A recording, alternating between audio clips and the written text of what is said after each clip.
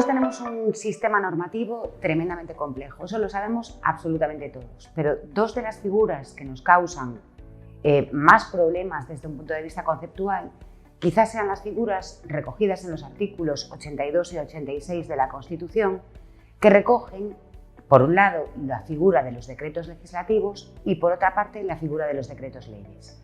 La verdad es que, desde un punto de vista terminológico, parece que estamos hablando de lo mismo, pero que va, son conceptos radicalmente diferentes, instituciones, figuras completamente diferentes. Lo único que tienen en común los decretos leyes y los decretos legislativos es, por un lado, que se aprueban por el Consejo de Ministros y, por otra parte, que tienen el valor o el rango de ley, como establece la Constitución, como manda la Constitución. Pensemos un momentito, ¿qué es la figura del decreto legislativo?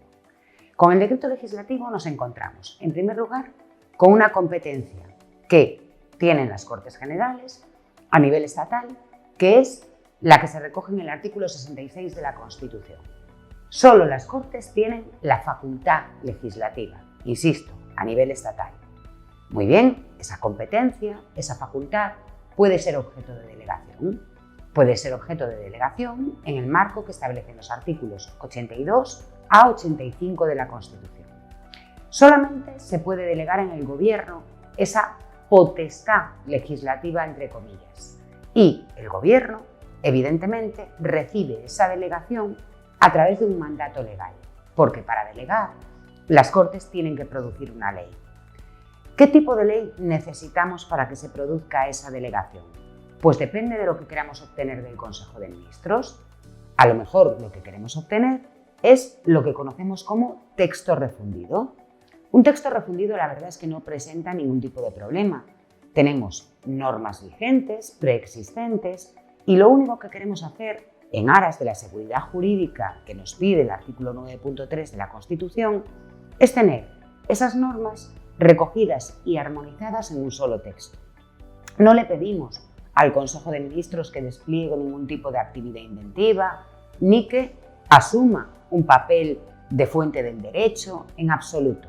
Lo único que le pedimos es que armonice, que aclare, que refunda, en definitiva, esas disposiciones vigentes sobre una materia.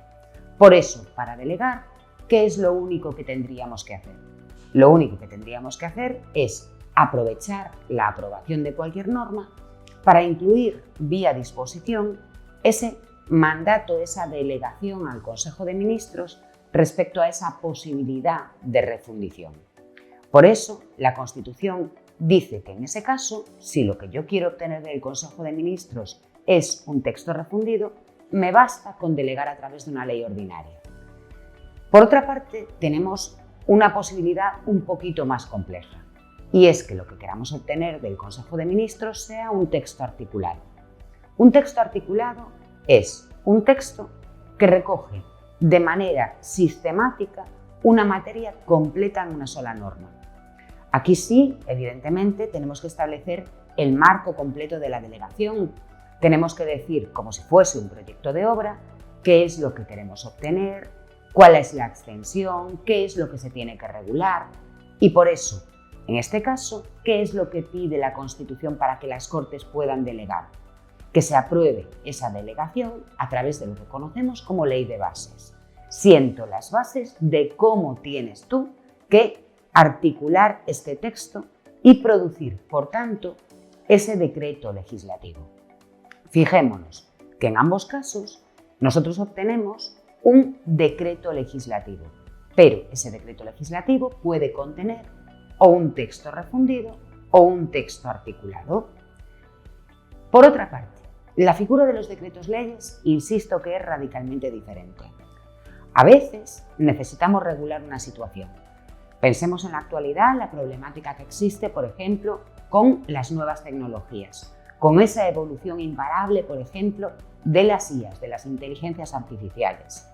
No tenemos un marco regulatorio completo y tampoco tenemos tiempo para que el Parlamento tramite un proyecto o una proposición de ley y acabe aprobando, en su caso, una ley que regule esa materia. En esos casos, en los que hay una urgente necesidad de regulación, ¿Qué es lo que permite la propia Constitución, sin necesidad de ningún tipo de delegación? Que el Consejo de Ministros apruebe una norma, pero de carácter provisional. Una norma que se va a llamar decreto ley y que va a tener una vida útil simplemente de 30 días. ¿Qué es lo que ocurre?